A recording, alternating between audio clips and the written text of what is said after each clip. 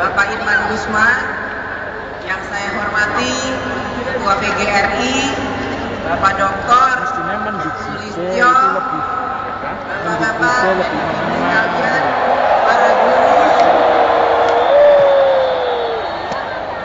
para guru yang saya cintai dan saya banggakan.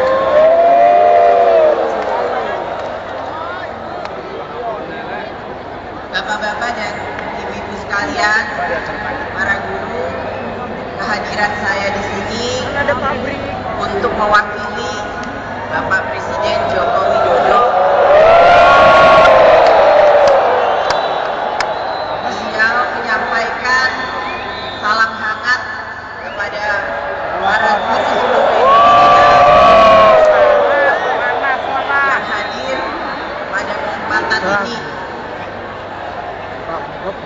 Syukur alhamdulillah, tentu saja kita semua bisa hadir di sini.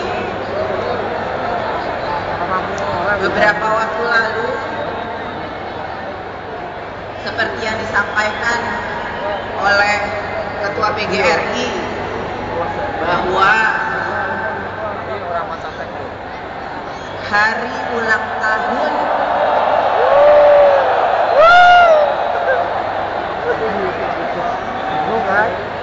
ke-70 PGRI akan dilaksanakan di Gelora Bung Karno. Gelora Bung Karno adalah tempat yang sangat bersejarah, Bapak-bapak dan Ibu.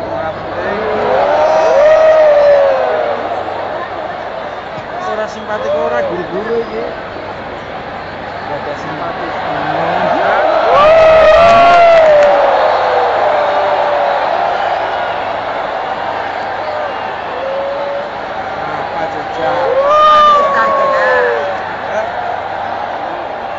Saya boleh meneruskan nggak? Boleh atau tidak? Saya boleh nggak meneruskan? Kalau memang diperbolehkan, saya akan meneruskan. Tapi tolong didengarkan.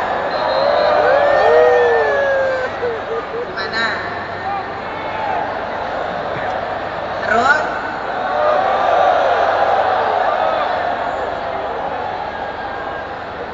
Bapak-bapak dan ibu-ibu sekalian, puji syukur kita panjatkan kehadiran Tuhan Yang Maha Esa atas berkat dan rahmat-Nya pada hari ini. Kita dapat bersama-sama berada di ruangan ini dalam rangka memperingati Hari Guru dan Hut Persatuan Guru Republik Indonesia atau PGRI ke-70. Dalam acara ini, saya ucapkan Selamat Hari Guru Nasional tahun 2015 kepada para guru di seluruh Indonesia atas pengabdiannya dalam dunia pendidikan dalam rangka mencerdaskan kehidupan bangsa serta memajukan pendidikan di Indonesia. Para hadirin yang saya cintai dan saya banggakan, profesionalisme guru merupakan faktor utama penentu kualitas pendidikan. Untuk itu, perlu adanya pembinaan dan pengembangan profesi guru secara berkelanjutan sebagai aktualisasi dari sebuah profesi pendidik, karena guru merupakan profesi yang perlu keahlian, yang perlu tanggung jawab, serta kesetiaan. Salah satunya adalah tanggung jawab untuk mencerdaskan anak bangsa melalui pendidikan karakter agar sesuai dengan tujuan pembangunan nasional, yaitu untuk meningkatkan kualitas manusia Indonesia yang beriman, bertakwa, dan berakhlak mulia, serta menguasai ilmu pengetahuan, teknologi, dan seni dalam mewujudkan masyarakat yang maju, adil, makmur, dan beradab berdasarkan Pancasila dan Undang-Undang Dasar Negara Republik Indonesia tahun 1945. Pada dasarnya, pendidikan merupakan rekayasa sosial kebudayaan anak bangsa. Sebagaimana seorang filsuf Inggris, Herbert Spencer, mengatakan, education has its own object for character formation. Jadi memang tujuan utama pendidikan adalah pembentukan karakter anak bangsa menjadi berbudaya. Di tangan kalianlah para guru profesional, masa depan dan peradaban bangsa ditentukan. Para hadirin sekalian, guru adalah pendidik profesional dengan tugas utama mendidik, mengajar, membimbing, mengarahkan, melatih, menilai dan mengevaluasi peserta didik pada jenjang pendidikan anak usia dini, pendidikan dasar, pendidikan menengah, hingga pendidikan tinggi, dan melalui jenis pendidikan formal, pendidikan non-formal, dan pendidikan informal.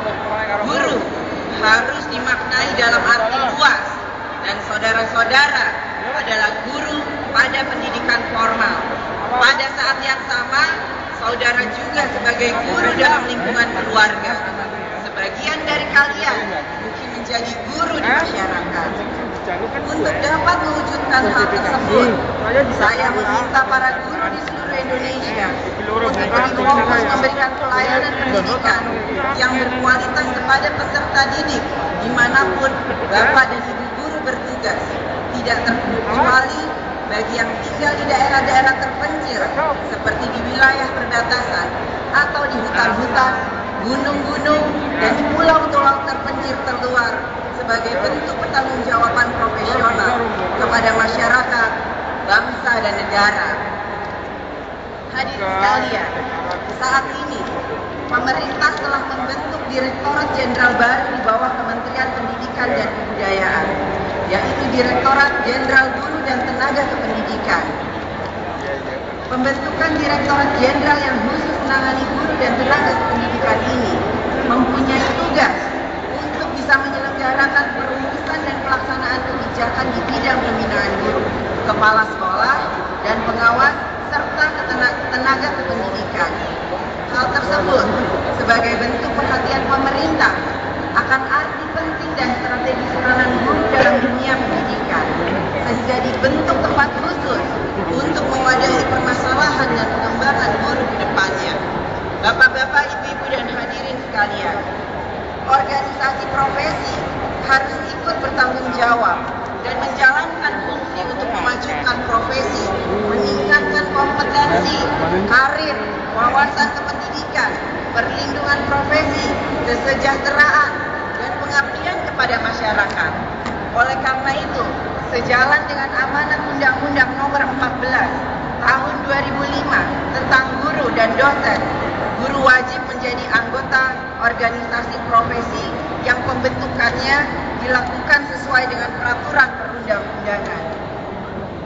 Undang-Undang Nomor 14 Tahun 2005 tentang guru dan dosen juga mengamanatkan bahwa pemerintah dan atau pemerintah daerah dapat memfasilitasi organisasi profesi guru dalam pelaksanaan pembinaan dan pengembangan profesi guru.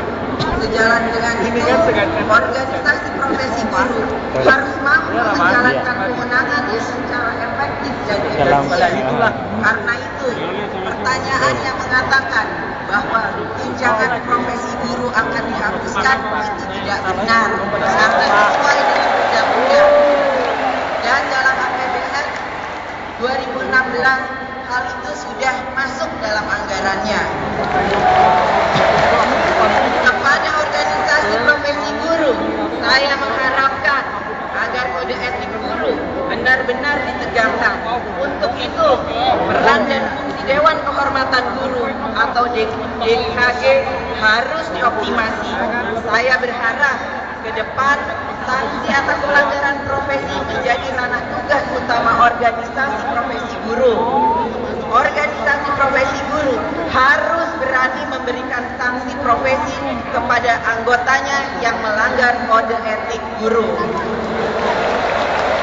Bapak-bapak, ibu-ibu, dan hadirin sekalian, saat ini penataan organisasi profesi guru belum berjalan baik. Saya berharap hal ini bisa segera ada titik temunya, sehingga tidak ada lagi perdebatan mengenai kedudukan dan fungsi organisasi profesi guru. Pemerintah tidak mungkin menghalangi guru untuk berorganisasi. kemudian tentu kita harus memiliki pemahaman yang utuh bahwa organisasi guru tidaklah sama dengan perserikatan tertentu. Tentu tidak juga dimungkinkan beberapa orang guru bergabung membentuk organisasi, kemudian mengklaim sebagai organisasi profesi guru. Karena itu harus ada pemahaman yang utuh di antara kita. Hadirin sekalian yang saya banggakan, Persatuan Guru Republik Indonesia atau PGRI yang lahir pada tanggal 25 November 1945 merupakan cikal bakal organisasi PGRI yang pada awalnya diberi nama Persatuan Guru Hindia Belanda atau PGHB pada tahun 1912. Kemudian berubah nama menjadi Persatuan Guru Indonesia atau PGI pada tahun 1932. Dalam perkembangannya, saat ini di Indonesia ada beberapa organisasi profesi guru selain PGRI, antara lain Musyawarah Guru Mata Pelajaran atau PGMP, Ikatan Sarjana Pendidikan Indonesia atau ISPI, Kelompok Guru, Kelompok Kerja Guru atau KKG, dan Federasi Serikat Guru Indonesia atau FFGI. Beberapa organisasi profesi yang ada di Indonesia saat ini diharapkan mempunyai tujuan yang sama, yaitu untuk memajukan profesi, meningkatkan kompetensi, karir, wawasan, pendidikan, penerimaan profesi, kesejahteraan, dan pengabdian kepada masyarakat. Hadirin sekalian, kunci pembangunan masa mendatang bagi Indonesia adalah pendidikan. Kita tidak lagi hanya mengandalkan pada kekayaan sumber daya alam, tetapi justru harus bergeser pada keunggulan kualitas sumber daya manusia. Sumber daya alam dapat habis, tapi SDM yang berkualitas akan long lasting dan mampu menciptakan nilai tambah bagi kesejahteraan bangsa. Revolusi mental diperlukan bagaimana kita mendidik anak-anak Indonesia untuk bisa berkompetisi bukan hanya di Indonesia, tapi juga berkompetisi dengan negara-negara lain. Pendidikan diharapkan dapat mewujudkan setiap individu meningkat kualitas keberadaannya dan mampu berpartisipasi dalam gerak pembangunan.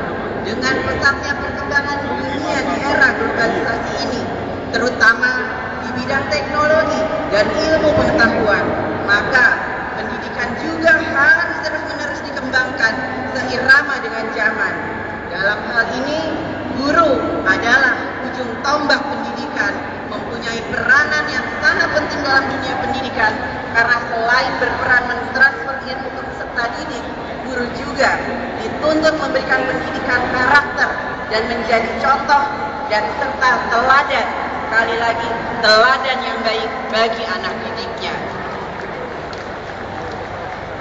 Bapak-bapak dan ibu sekalian, guru juga diharapkan dapat terus meningkatkan kualitas diri dengan meningkatkan inovasi, skill, dan kompetensi serta kualifikasi secara berkelanjutan dan kontinu agar proses dan hasil pendidikan dan pembelajaran semakin bermutu dalam rangka menuntun langkah anak bangsa mewujudkan impiannya. Tantangan ke depan akan semakin berat, bapak-bapak dan ibu. Guru harus mengubah metode pembelajaran sehingga dapat memaksimalkan potensi anak didik. Anak-anak generasi sekarang dengan perkembangan teknologi informasi memiliki kemampuan dan rasa keingintahuan yang tinggi. Guru harus mampu memposisikan diri sebagai teladan, tetapi juga sekaligus partner bagi anak didik untuk mengembangkan potensi dirinya. Bapak-bapak dan ibu sekalian, apa saja tadi yang disampaikan oleh Ketua PGRI berkaitan dengan hal-hal yang berkaitan dengan kesejahteraan guru, tentu saja pemerintah tidak akan tinggal diam. Hal ini sedang kami usahakan, namun tentu saja harus ada pemahaman yang utuh dari kita bersama bahwa dalam membangun bangsa diperlukan gotong royong seluruh elemen bangsa. Tantangan ke depan adalah bagaimana kemudian kita maju bersama sebagai satu keluarga besar bangsa Indonesia yang melakukan gotong royong ini secara bersama-sama. Dan tentu saja pemerintah insya Allah ke depannya akan bersama-sama dengan PGRI. Terima kasih.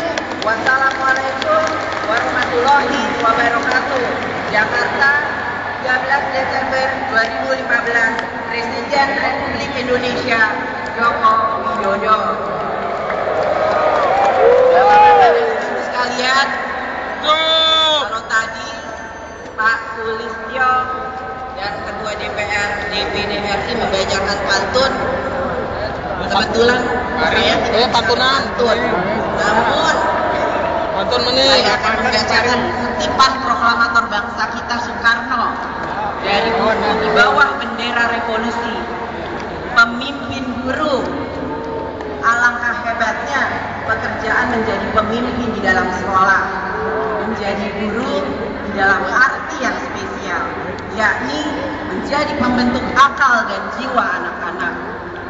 Hari kemudiannya manusia adalah di tangan guru itu menjadi manusia. Hidup PGRI.